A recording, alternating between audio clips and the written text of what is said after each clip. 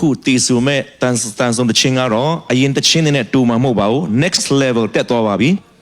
အဲ့ဒီအတွက်တေးသေးချာချာလေ့ကျင့်သင်ကြားပေးသွားတဲ့ဆရာစတီဗင်မန်ကိုလည်းအားရပါလက်ခုပ်တီးပြီးတော့ဂုဏ်ပြုပေးအောင်